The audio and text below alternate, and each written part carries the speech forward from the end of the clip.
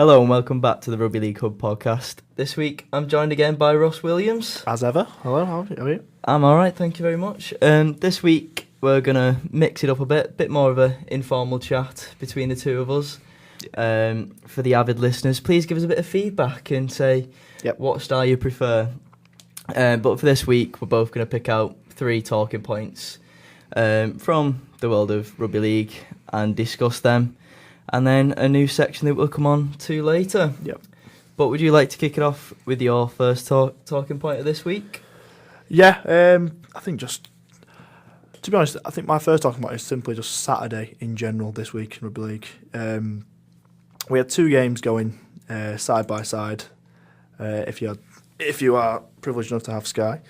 You had Hull KR versus Catalans, which, let's be honest, was never expected to be a classic, but we had that going on. And at the same time, just about, after the ice hockey finished, as it happened, that's a new one, isn't it? It is. The game there was Rochdale Mayfield at home to Egremont in the first Rugby AM National Conference game on Free Sports.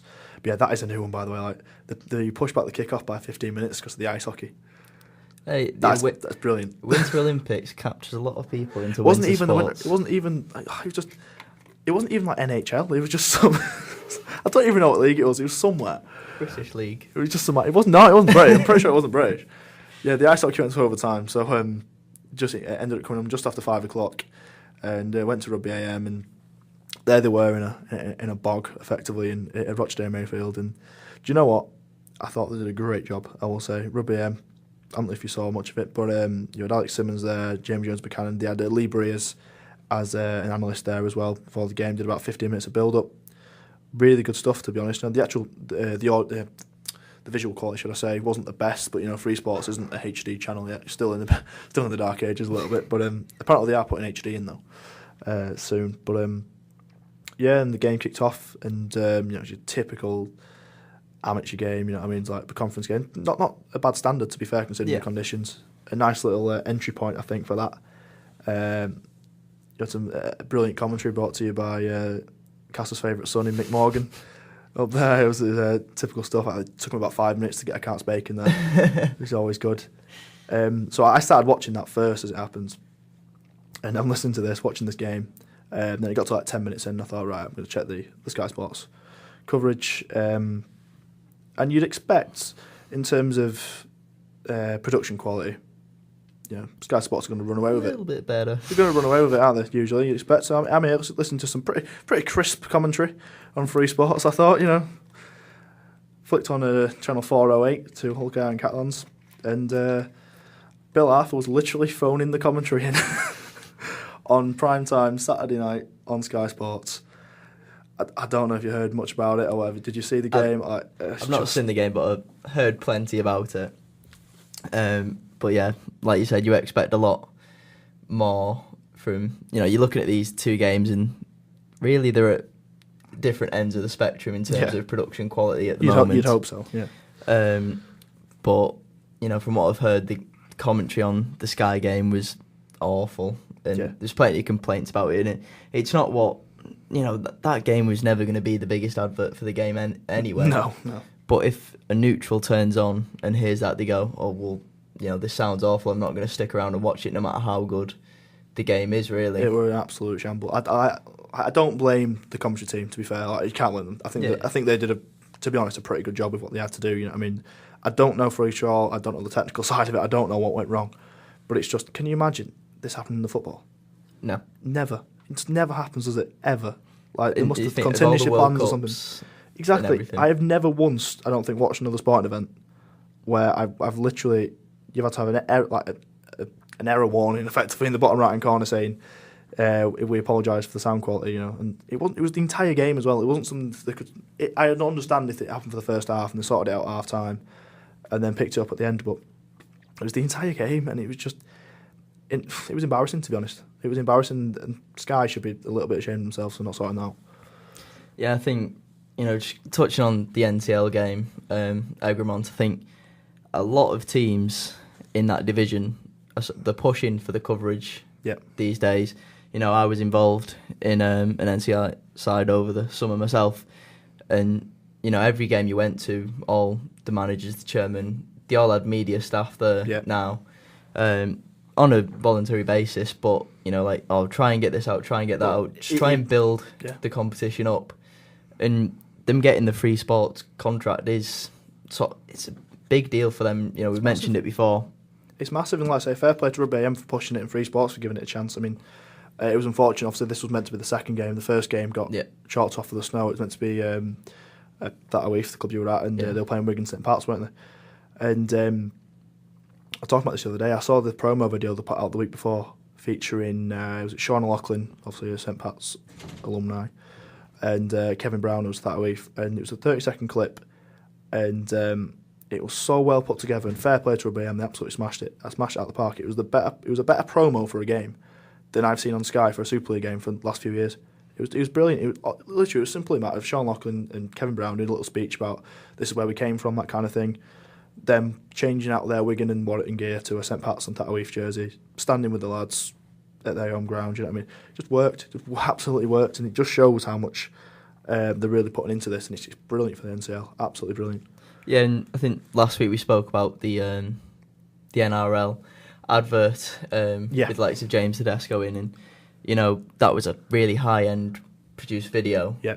And then we said we compared that to Super Leagues with the Brownlee brothers, but you compare Rugby AM's video to Super Leagues, and who have probably next to no budget as well. Yeah. Next to no, a lot of what Rugby AM does, I think, pretty much comes out of their own pocket. Yeah. So I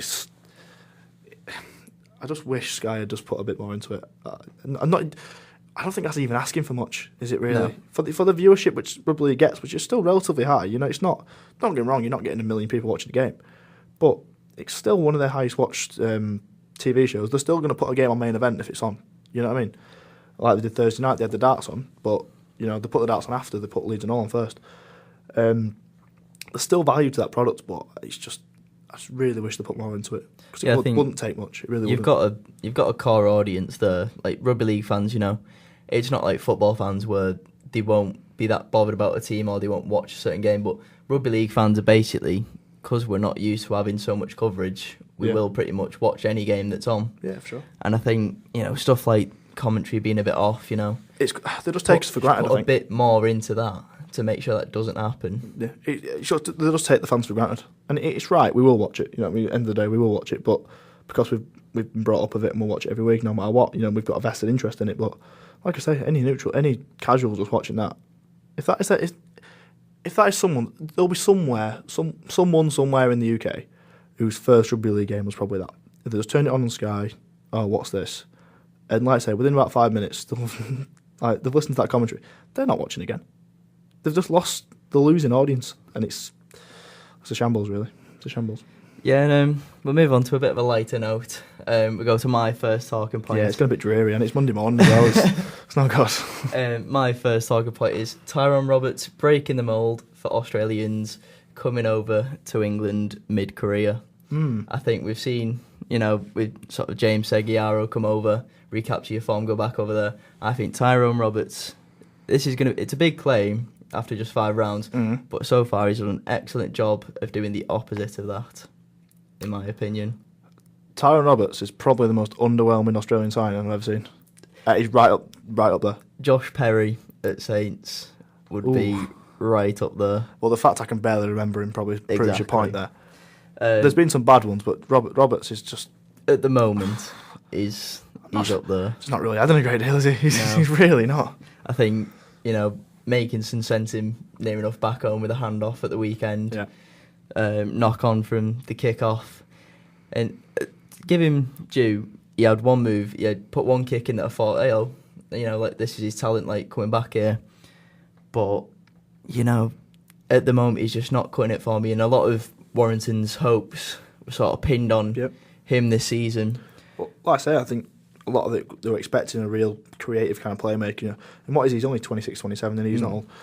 And I expected a bit of his creative spark. People were saying he's going to be a Man of Steel. He's going to be on Man of Steel shortlist before the start of the season, things like that. Like I say, I don't watch a great deal of NRL, so I've not really seen him. I didn't really go under much expectation other than what I'd heard. And like I say, I watched the game on Friday, and I think this was a better Warrington performance than we've seen overall. I think the pitches are starting to firm up a little bit, and I think overall the quality is starting to grow, as we've seen this week. But Warrington's attack is, like I say, they're all right for the first 4 tackles or so. But the pack's solid. We knew that Warrington pack were going to be solid. They're going to make yards. But their attack in the 4th and 5th tackle is fling it out to Roberts, and he will kick to the left corner every single time. He'll put a kick up, aim towards Tommy Lynham on that left hand side. If it works, it works. It did a couple of times, to be fair. Yeah. But they have nothing else. I've literally not seen them try anything else. They've put it right a couple of times, and it's just they run out of ideas. And like I say, you've got Roberts in there. He's your kind of marquee signing. You expect him to come up with something else, and he just didn't. And St Helens were all over him all day. Yeah, I think in that game you mentioned the kick. I think that was partly they realised a weakness in more Adam Swift's game, that he's not going to contest for the high balls. I think Reagan Grace on the other side is probably a bit of the same, but with Mark Percival he's got a bit more, more strength within there. Percival can take on that role, whereas Tommy Makinson probably hasn't quite learned that in that position yet. He's still new to centre, isn't he? He's not bad under a high ball, don't get me wrong, but it's... But as you said, I think, Warrington, they were solid for most of the game, but you compare, if we compare Danny Rich and Tyrone Roberts, I don't think either had the best game for the large majority of it, but Richardson turned up in the last 5-10 minutes. A little chip and chase, little break, kick to the corner, sets up a try. That's probably the best try of the season so far. I know they're the things that you'd say, Roberts would have been doing that. Yeah. If you'd have asked at the start of the season which one of them players has produced that try, you go, well, it's Roberts. Well, you weren't even sure Richardson were going to be playing, Exactly. So, yeah, and Roberts is, like I say, potential Man of Steel contender by all counts, and like I say, I think it's quite a bold thing to say this early, to say he's one of probably the worst. Can he say he's one of the worst imports? I'm sure there's some. Put in the comments down below some of the. That's what we want to hear this week. Some of the worst ever Perry's imports up from there for Australia. me. Any St Helens fan will understand Perry. I know Castleford fans often talk about. He's a little bit before my time, so I never saw him play. They talk about Sean Rudder a lot, and that might be something for a few of the listeners. They might be able to sort of tell me a little bit about that. But there's a few about which just weren't interested when they came over or whatever. Yeah. And he looks like one that's just not really that hard. I mean, is there maybe a case for Todd Carney? Just because he didn't do badly, but He never did. Considering the level he was at, he was an international. Yeah. We're talking about a state of origin player, and then what did he really do when he was over here? And it's, I think with Todd Carney, it's a different case. I think he set such a high benchmark for himself in his early career that no matter if he'd come to England and played out at not a team-winning performance, just a good level of performance every week, I think people would have still gone, well, he's not the player he once was. He would have had to come over here and, light up the league to be up to them levels. But, Tyrone Roberts, 2 years ago, he was lighting up the NRL. He got moved around a bit then, and if that's knocked his confidence getting moved around a team, possibly, but it could be. But he's been given a fresh start at Warrington and been given. You said you're the main man. Yeah, and it's not seemed to spark him up. He's got a point to prove, hasn't he? And we'll have to see. It's coming to quite a busy schedule now, so we'll see how he copes with. He'll never dealt with anything quite like Easter as well, so that'll be interesting. So we'll keep an eye on that one. But at the moment, not looking too good for the Wire, I would say. No. Do you want to kick off with your I was wanting to bring up, obviously that was Friday night, but Thursday night, the Leeds Hull game. I'm sick to death of the video referees. I know it's good for the game, and I know we've had it for 20 years, and I know it does work generally, but Robert Hicks, will you please just make a decision? I'm not being funny, but it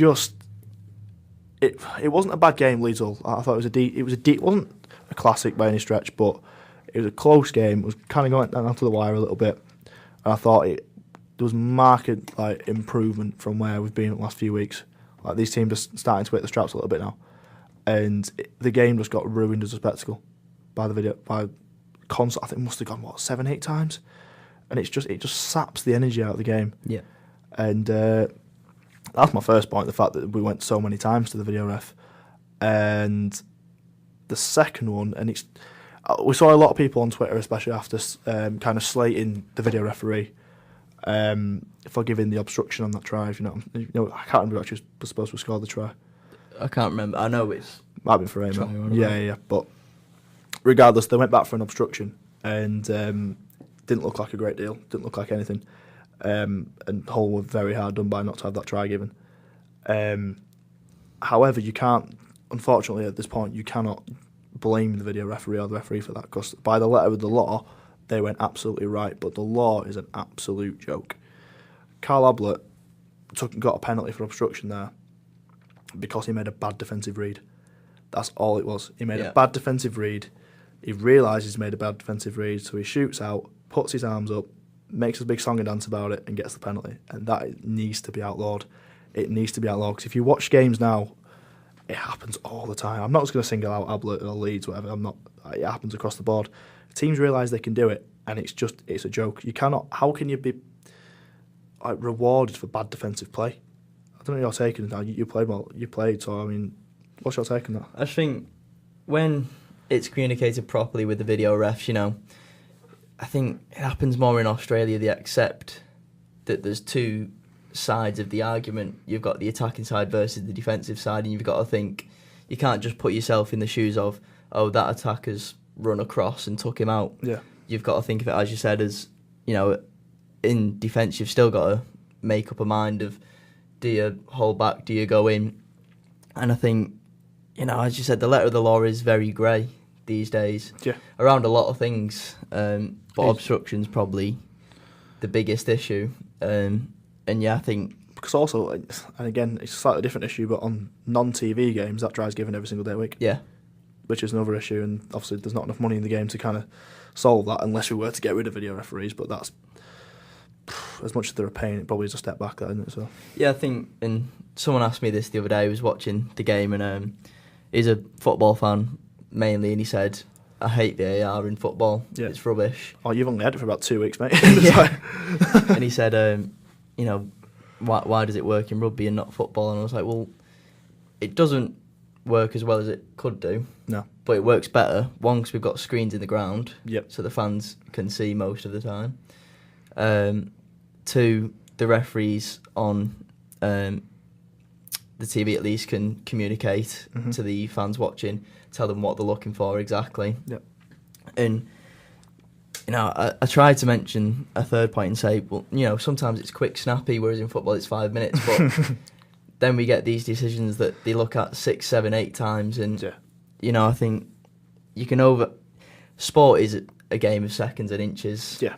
If you boil it down to the fundamentals, Ablett's made a quick read in defence, yet that's been analysed in slow motion for 5 minutes. Exactly.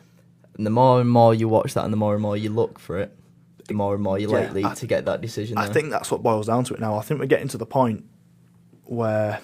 Cause I believe that Ix gave a try on the field for that one. I think he did. Which is... I hate that as well, the fact that you have to give the no try. Because as soon as you give a try then, you are literally telling the video referee, right, prove me wrong. Yeah. Aren't you? And that's wrong. That's not the right way to do it. Because if you look hard enough, you're going to find something. As simple as that, and they did. And... Yeah, so the no try, that has to go. I think that's the first reform. That is a joke. Because you cannot, straight away, you're giving the video ref some bias, one way or the other. You're telling him to prove you wrong. And like I say, you're going to find something. It just, I don't really have much more to say on it. It's just maddening. It's just really frustrating to see that. And it's just, teams getting outdone by. I do believe Hull were outdone by there. And then Hull can go and win that game potentially. It's a matter of 2 points there. Yeah, and I think that I have an issue with the try or no try. Yeah. I just don't see the point in it. In Australia you can say, I've got to try, can you just check this, this and this? Yeah. I necessarily don't think even saying I've got to try on the field, send up like, is there any reason why I can't, or whatever. But, Australia's a different ball game. They got the bunker over there with every angle of a game you could want. Yeah. And it just seems to work more smoothly over there than over here, which is no surprise. Yeah. And really. One last point on video ref, I think, is I went about this the other night, and I don't understand why they don't have it, really. You watch a Challenge Cup game, and say you've got Ben Faylor in the video ref booth, when they go upstairs, you can hear what Ben Fairless is saying. So everyone back home and in the ground, even if you want to tune in, there's no confusion then. Like, you might not agree with what he's saying, but at least you know for a fact what that try is being chalked up for straight away, and you can kind of understand the video rest point of view. On Sky, when it's Super League, they don't do that. Yep. And how many times, and it just makes the sport look stupid, to be honest, because how many times have they gone up to the commentary box, you've got Eddie Hemmings and whoever, and Stuart Cummins, saying it's going to be a try, and then all of a sudden they're not even checking the ground, and it just looks daft. It makes the sport look stupid when your experts, in inverted commas, are kind of saying, well, they can't understand why this has not been given. All it would take, just mic up whoever's in the video ref booth for all the games. I don't understand why they only do that for the cup games. I think, did they do it in the NRL as well? I'm not sure. I know they have for internationals. They don't for international games. Yeah, I don't watch the NRL games live. I just watch the highlights and then see how it works from that. But as I said, it's just a lot smoother. Yeah. And, it's a lot more well communicated between each side of the audience. But as we said, it works. And when we was growing up, when I was younger, it seemed to work a lot better. And it didn't seem to be as big a talking point, did it? No. As we've changed it around and added a few more things in, But I think the real thing we're getting at here is the letter of the law book. There needs to be a reform, don't there? Yeah. Black and white. Yeah. And even in a game, it might have been the Catalan Hull one at the weekend or a different one. Last season, they banned players throwing the ball at a player in from acting half. Acting half. That would be a penalty to the opposing team. Yeah. Yeah, that was given. Yeah. The other way around this time, and it's just frustrating for everyone involved in the game, and at least the players, they don't know what they can do on a field anymore. Yeah, it's like, I think you sometimes get some of these refs have a bit of a personality about them as well sometimes, and I think they kind of have a bit of a reputation sometimes. And I know in the Warrington St Helens game, there was a couple of occasions where it was James Child, I think, and there's just a few decisions where it was probably the right decision in terms of the flow of the game, in what things to carry on. But there was a few shots to the head, and there was one particular one where it wasn't a massive deal. It kind of got brushed over completely because I think a kick went into the corner, and Regan Grace went up for it. And just as he came down, I think he was already outside the field of play potentially. But Stefan Ratchford, he's clearly got his hands on him as he's in the air. Right, and nothing was made of it because wasn't a big collision, wasn't a clatter or anything like that. As far as I'm aware, by the letter of the law, you can't touch a player when he's in the air. Yep. You can't touch a player when he's in the air, can you? And I was watching it, I was just thinking, letter of the law, that is a penalty. And like I said, there was a few shots to the head. As far as I'm aware, any shot to the head at all, it doesn't matter. It could be a fingertip for all I care. That is also a penalty. And there's just it's so much grey area where it's just not given. Yeah, maybe for the flow of the game, you know what I mean? I'm not faulting Child too much because he's allowed to do that. Well, he's apparently allowed to do that by the powers that be. But there just needs to be. It is grey area because when you're explaining this to a non-rugby league fan, it's like, well, there's certain sports where the rules are the rules and that is final. Simple as that. And this one, it just seems like that's just not the case at all. Yeah, and I think rugby, like both codes, even I've played rugby league, but rugby union, there's rules in that I'm a bit like, why has this been given? Why is that? I mean, in rugby union, I watch them all and I see a knock on every single phase. So that's an interesting one. It's an interesting case study, rugby union. But you compare that to football and offside's offside.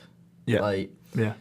There's not many decisions that are ever scrutinised for being an incorrect sort of decision. There's always, is it a penalty versus not a penalty? But there's never anything that's it could go. I suppose in football the best one probably just challenges. So generally if you're going 2-footed now, that is a red card kind of thing. But sometimes if you're going in 2-footed when it's Stoke against West Brom, you might find a red card. Yeah. If you're going in 2-footed and it's the Old Firm derby yesterday, you might find that's a yellow because that is nature of the game kind of thing. You know what I mean? And that shouldn't be the case. That's you're meant to be letter of law or not, but just refs let it go. Yeah, in fairness, it's probably more an argument about sport overall than actually just rugby league. It's just frustrating to watch. I think we just need a bit more clarity on things. Yeah, I think, there's always the argument for it's an entertainment, let it flow, versus you've got to look after absolutely. people on the field who are doing the entertainment. But move on to my second talking point, and that's going to be Halifax versus Leigh. And I seen this score at half time when it was 20 odd points to 0, and I think it was 28-0, wasn't it, or something like that? And I was absolutely gobsmacked. Someone mentioned it to me, and I was like, nah, I don't believe that. And it finished Halifax 38, Leigh 18, and Leigh are in a lot of trouble at the moment. Yeah, first off, full credit to Halifax. Great, excellent for Halifax. Take nothing away. Brilliant performance at the Shea. By all accounts, we know a few who was over there yesterday and said great things about the Blue and Whites. But there's some pretty deep shit that Leigh have got ourselves into in there. Yeah, and I've said this. It's not just on the field. This year they've had a very tough time of it. Find themselves in not a very nice position, but off the field, and Beaumont for me. It's just everywhere, isn't it? It's just it's falling to bits. I was at a game, I think it was 2 weeks ago, when United were playing Chelsea, and I seen him tweet saying, the game's been pushed back, so I want a Super Sunday. And I thought, he's having a bit of a laugh on Twitter there, and a few fans started replying to him saying, what's the actual reason for it getting pushed back? And he's like, I want Super Sunday. And I was like, I don't believe this. 2 days later, I was on Twitter, and I checked it again, and it was genuinely being serious. He was like, why don't you want a double header of Super Sunday? You need to get out more to fans, and it's... I'm all for personalities in rugby league. We've spoken that many times. Rugby M do a great job. We want these personalities. Eddie Earn wants these personalities. Yeah. Can we leave it to the players though, please? Yeah. I don't want to see club owners just looking unprofessional. Has he gone off social media? I think I saw that he had gone off it. I don't know if he's back or... I'd hope so after I've got a fan in a pub. Yeah, I have to admit I don't follow him. I can't handle it. But it's just a bad look, isn't it? And Leigh overall at the moment, it's just... What has happened? Because last year, I know they went down and what have you, but they weren't bad. They weren't... They competed in some games. They certainly weren't disgraced. I know the first time they were in Super League in 2005, they kind of were. I think they won one game, was it, something like that? Yeah. But this time around, they put on a good show quite a few times, won quite a few games, and it became quite a tricky place to go.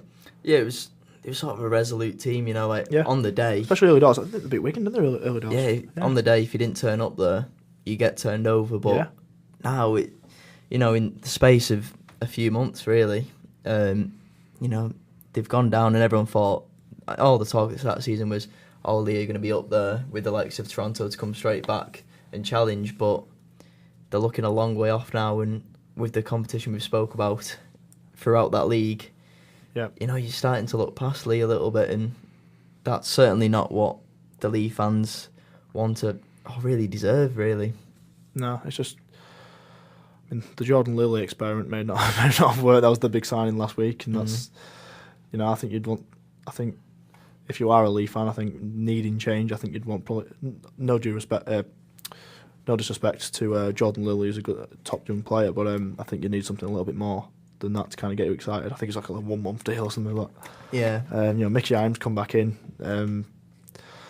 Why? I'm not too sure. He's had a long career. I think it's probably about time he put his feet up, to be honest. But I'm just not sure where they're going to go from here, to be honest. And they've picked up... Is this 3 or 4 weeks without a result now? I think so, yeah. I think they've lost 3 or 4 on the bounce. They're going to be towards the bottom of the division. I think... I'll just take a quick look. Down in 9th. Wow. Played 1 win, 5 losses. I didn't realise it was that bad. It's a shambles. And you look at the table now, and they're already kind of behind the top 4. You're looking 3-4 wins behind, and they're kind of picking up steam as well. They're gonna... You'd almost imagine if it keeps going like this, by Easter, that top 4 could be gone. Yeah. And as I said, Leigh are in very much of a rut, and struggling to keep up with the big teams. And you mentioned the signings there; they sort of seem like short-term fixes, but I don't think this is a short-term fix. I think definitely not. I'm not saying this season's completely gone, because in this sport we know more than anything can happen. But I think take it on the chin. You've not started well. Start looking around at a few players to bring in and sort of build the team up. If you say, right, lads, crisis meeting, nothing's going to happen this season. Yeah. We're not going to achieve much. We're just going to build for next season. Start bringing in a few players now and start building that team back up. If you start to challenge at the end of the season, fair enough. Build back up the ladder, use that momentum into next season, and then mount your title challenge again. Yeah. But I think this season, bringing in players on 1 month loan and back from retirement, it doesn't really bode well for the team, in my opinion. Yeah, I don't really know what the end game is for Lee at this point. I think it's just, first off, they need to hire a coach. They need to get that sorted now. Yeah. They need to bring someone in. Who that's going to be, I don't know. I mean, there's talk of Cunningham's taking on the head coach role. I mean, I'm sure you've got your thoughts on that.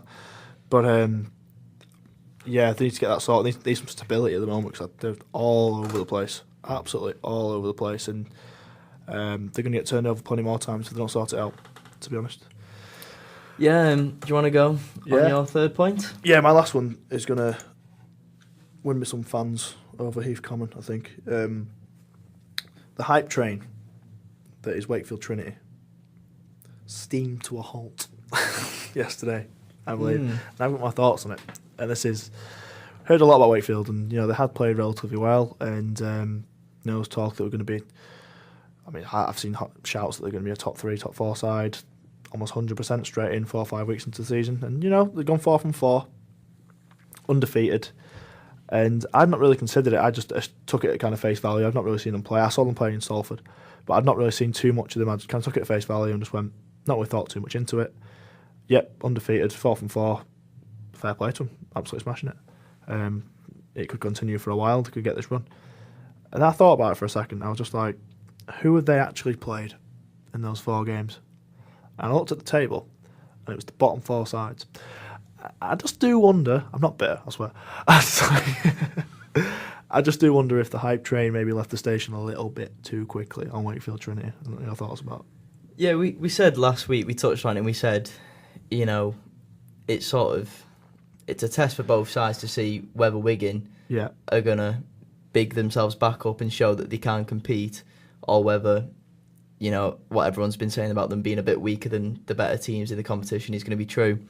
But we said, on Wakefield's part, if they beat Wigan, that's a strong scalp, and it can show, they can go on to do stuff this year. But if they lose, is it their momentum sort of stopping? But I think it's a difficult one because at this stage anyone can beat anyone, and Wigan are still a very tough side. Not taking anything away from the Wigan side, and the scoreline kind of says they got well beat. Was it 30-18? 30 points to 18, yeah. But I think, them teams for me are pretty well matched, in my opinion. And I think it's just one of them games, if one team starts to get on a bit of a roll, maybe so, then that's the scoreline we can sort of see in this game. Yeah, I think the fact that people have kind of jumped on Wakefield's coattails, I think, a little bit in the last few weeks just probably shows people don't really know what level the league's at the moment. I think it's really hard to judge, isn't it? Because they would look like St Helens have been the standout team, let's be honest, but Wakefield probably second in that, in doing 4 from 4. But you look at the results, and they beat Hull KR pretty convincingly. They beat a pretty poor Huddersfield side in the wet and cold at Bellevue, again relatively comfortably. The other 2 games, they had Catalan away, which is a good scalp to have. That always is, regardless of how, let's be honest, quite terrible they are at the moment. Yeah. Fair play to them getting the first win, though. Yeah, credit to Catalan. So you just about beat a poor Hull KR side. Well done. But yeah, that was a tight one. That was a tight one in Catalan's, where he just about got the job done thanks to Liam Finn's boot, pretty much. So they won that thanks to Liam Finn's boot, and then they won against Salford thanks to Gareth O'Brien's boot. Unfortunately for Gareth O'Brien. So yeah, but I understand why, because I think the quality has been, until potentially this week, like I said, I think the quality hasn't been great, and probably the weather has contributed to that quite a lot. So I think a lot of the media and what have you just wanted a feel-good story, really, and they've jumped on Wakefield. And don't get me wrong, I'm not saying they're going to lose every other game the rest of the season. I think they're still going to be up there. But yeah, I think it just showed the level of which the league is at this point. I thought Wakefield are not quite there yet. No, I think, they competed. It was 12-10 at half-time in their favour, and I think, that Wigan team, a lot has been said of it's not up there to the standards, but you look at the team and, there's internationals across it, and then there's young players who are going to be internationals. Yeah. Joe Burgess has been over in Australia. He showed he had that talent before he went come back, and he's starting to show a bit of that again now. But I think, as you said, it ruined the feel-good story of Wakefield so far, but I still think there's plenty of time for them to get back up there. And I think, if I was a Wakefield fan, I wouldn't be worried. I think there's going to be a lot of good times for them ahead. This season, as we said, I wouldn't be surprised on a day if, Leeds come to Wakefield, don't necessarily start well, don't finish well. Wakefield have got more than enough talent in that squad to surprise them, and we could be sat here in a few weeks' time saying, Wakefield have beat Leeds, Warrington, 30 points to 18. How good a result is that for Wakefield? Yeah. Yeah, like I say, I'm not entirely just slating Wakefield at this point. I'm just wanted to get a little dig in. A little dig in. We're coming up to Easter, aren't we? You know what I mean? It's like, I'm very much looking forward to the Easter Thursday game at Bellevue. To be honest, the Mobile Rocket Stadium, that is going to be. There's my little poke. Again, I can't poke, Mendo's. But that Thursday night game is going to be something. I think. I just hope Wakefield. I think the biggest knock against Wakefield this year is just they need the fans. Where are the Wakefield fans? Yeah. Because, all right, the performances have been okay, they've been decent, but they've been getting the wins, to be fair, regardless of the opposition, and still there's not that many fans coming through the door. Realistically, I know obviously where Castleford are coming off a big season, but Castleford should not be getting crowds of 3,000-4,000 more than Wakefield every single week. Really, you just look at the catchment area, it physically shouldn't be the case. Castleford is within the city of Wakefield. Wakefield is a big area. The fact that they're probably only getting crowds of 4,000 it's not ideal. And Bellevue, it's all right. It's not the best ground in the world, clearly, but I've been in there for derby games and what have you when they've had 10,000, 12,000 in there, and there is an atmosphere. It's a great place to be when you're winning that ground. And with a bit of luck that we'll have at Easter Thursday, I think that'll be a good indicator of where Wakefield are, both on the field, I think, both and off the field in terms of fan base. Yeah, and for my final talking point, I'm going to stick with the Wakefield and Wigan game, but going on a bit of a different topic. Yeah. The first ever on-field female official, Tara Jones, and how the RFL did a shocking job. It's embarrassing, isn't it? Of promoting this. Well, you said they say they did a shocking job of promoting it. Do you mean they didn't promote it? That's basically boiled down to, such... Nothing has ever shined so brightly to everyone else apart from the RFL with International Women's Day. Yep. Mother's Day. It was Mother's Day, yeah. Everything is involved. I believe does she not play for St Helens in the newly formed Women's Super League, which is announced this week as well. She's played a whole life at Fatoif. Unlucky to miss out on the World Cup. Been tipped as one of the best young players and referees, and absolutely nothing was made of it. And I found out I was at Castleford yesterday, I found out via a tweet which Super League sent out. It must have been about maybe half-time in that game. Yep. I think it was set at half-time. Yeah. Half-time, yep. That should have been plastered on the Sunday papers. They should have... We're not saying you need to tell everyone a week in advance if you're not necessarily going to give them the game, because obviously they don't announce the officials till like a couple of days before, which is fair enough. But just... all the journalists, all the press. We know you do. Just get a group chat going. Something. Just tell them that this is happening. It's a milestone for Rugby League. It's one of the biggest milestones, realistically, in terms of equality and things like that for years. And for so long, people have said that there would never be a woman referee in Super League. And, that's not happened yet, but this is a big, big step in the right direction. Just let the press know by Friday, Saturday. Let them get something up, even if it's just a side column. That will make national papers. Yeah, 100%. That'll be in the Mirror. That'll be in the Mail. That'll be in them all. And we found out via a tweet at halftime. It's a joke. It's an absolute joke. Yeah, and I think I'm not knocking her in any way or any referee at all. I'm saying you could have used that as sort of a bit of PR for the sport. Oh yeah. You know, she's obviously clearly a level 2 referee. You know, if she's not been involved so far, but think, oh well, International Women's Day is happening this weekend, Yep. Mother's Day happening this weekend. We could put her in there for a game and promote the game, show this game is doing something that other games aren't showing to be. Yep. And it was such a huge missed opportunity for me. I think I just said to find out from a tweet at half time as if it was just, you know, another referee that would come through the ranks. And, you know, not saying that she should be sort of celebrated any more than any other referee coming through, but It's worthy of it recognition, is though. It's a worthy. milestone for the sport. The premium in everything to do with sport is the Premier League. The Premier League is the world leader in pretty much everything. If I say the name Sian Massey to a bunch of people, yes, they may know her because of the Richard Keys and degree controversy. However, when that came out and I read the name Sian Massey, I knew who that was because I knew that was the first female linesman in the Premier League, and to this day, she's one of the best linesmen in the Premier League as it happens, because they made a big song and dance about it, as you should. You absolutely should. This is the top flight of competition in the country of our sport, and it's just maddening, isn't it? It's just really quite maddening. And I think if you compare that, taking that same, if you say a name to people, if you went round and said Tara Jones to rugby league fans, well, yeah, we only know through a tweet. How many people don't have Twitter? Out of 10 people, if you ask who are all rugby league fans, you know, you might only get 6, 7 who've taken note of it.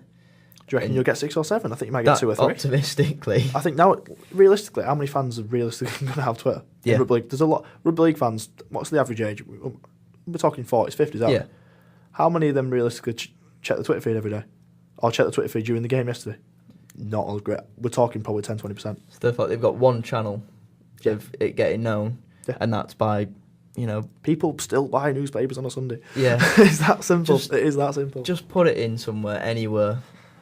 But we'll finish our talking points off there this week, and we'll go into our new segment, Get in the Bin. Get in the bin. Ross's name. So if you've got any problems with the names, please fire all criticism towards Ross. There's nothing wrong with the name Get in the Bin. I personally love it, mate. I think, you know, the connotations with the sin bin, so clever, clever. It's clever. You say it all the time.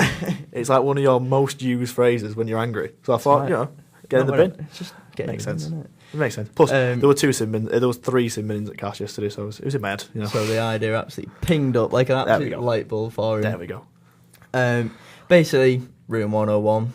Each week we pick something we don't want to see in rugby league, and we see how far we can get with it. You know, I'm sure we'll get some really niche things in the later stages of this. Yep. Would you like to kick off this one, or would you like me to go first on it? I'll go first. This one, I thought one final. He's thought of one. And it's racking his brains. I think this is one which I think everyone's going to agree with. I really do. And it's on Sky Games, and we spoke quite a lot about the video ref today, actually, as it happens. But I'm going to bring it back once again. Can we not have the spinner, please? the spinner is a joke. Can we not have the spinner can get in the bin, right? And then, finally, they did something right. They finally did something right. They put a sponsor on the screen. Yeah. After the NRL's been doing it for 15, 20 years, like they've been advertising KFC for so long. They finally got a sponsor. It's Patient Claim Line, who are they? I mean, let's be honest, they've clearly not shipped it off for a lot of money. But regardless, finally we've got some funds coming in from the video ref screen. And then they make it a spinner, a roulette reel, if you will. Yeah. With try or no try, essay, refuse, if you're over in France, you know. At least I did that bit. And we talk about video, like I said, we've said it today, we talk about video ref so much, and now we've mentioned it about how sometimes we just don't really know what's going on. It's a bit of a lottery. And how they're almost making it up. What can we do to make that even more obvious? Well, literally, and you know, I think the first few games as well, I think round 1, round 2, they didn't actually show the decisions on the screen in a couple of the games. I think potentially at Warrington. I might be wrong, but I heard somewhere that they've not actually showed the video on the screen and just came up with that at the end. So obviously the people at home saw that. So literal lottery. Like it's literally a roulette reel. Right, well, press this spinner, red or green. Who knows? See what it means. Right. I like the idea of getting the sponsor in, but you literally had one job there to make that okay. All you need to do is flash up, try, flash up, no try. Don't give us a spinner. Don't make the game look more of a farce than what it is. That can get in the bin. Yeah, and I think I've been blown out the water a little bit there. I got aggro there. I was like, I'm not a fan of the spinner. Started off quite light-hearted and then ended up with you hating the spinner so much. My option is, or my point, is whoever at the NRL is seemingly denying Todd Carney another chance to play in the league.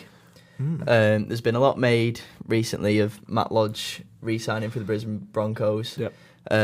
Basically, I think it was 2-3 years ago, he was involved in a drunken night out, right, and harassed a couple, I think it was, in New York. Got a 2-year ban from the game, served that playing amateurs level. Did his time and everything, come back to the sport, and a lot of people weren't happy he didn't do anything to help the people that had been involved in his scandal. Right. And he's been allowed straight back into the team, into one of the best teams in the comp, in inverted commas, currently bottom of the league. One of the best, yeah. But then Todd Carney was seemingly in talks with North Queensland Cowboys. Yeah. And, apparently he's not served his time. But, he got banned from the NRL. He went, okay, I'll go and play my trade somewhere else and bide my time. Served his punishment. He's come over here and he's not played the best. Quite frankly, for him to get an offer from an NRL club, it's done well for himself, hasn't it? Yeah. Short of remarkable for me. So for someone to turn him down and say, actually, no, you can't do it, I think it's very unjust. You either have one or the other, or you either have both of them, not one or the other. Yeah, sorry. you have to have consistency, don't you, I think. So yeah, my option to get in the bin is whoever at the NRL is deciding on these cases. The anti-Carney brigade of the NRL. The anti-Carney brigade, as Ross has aptly it. named it. He's on fire with these names today. Get in the bin. Light bulbs are everywhere. Hating spinners. I'm on it. That's all we have time for this week. As always, please leave a like, comment, subscribe. Comment which you'd like to see get in the bin. And we'll have fun next week trying to think of another 2 things to say. Yeah, I think next week we'll each put something else in the bin. And like I say, comment below. See what we really want to know what you hate about rugby league. It can be anything. It can be anything. It can be a team if you want. Destroy the game. Rip It can be the game team. apart. It can be a player. It can be anything. It can be as niche as you want. Niche as you want. And the best one in the comments next week we will read out and we will discuss. Aye. But that's it for this week. Thanks for joining me again, Ross. Pleasure, mate. And as always, see you next week.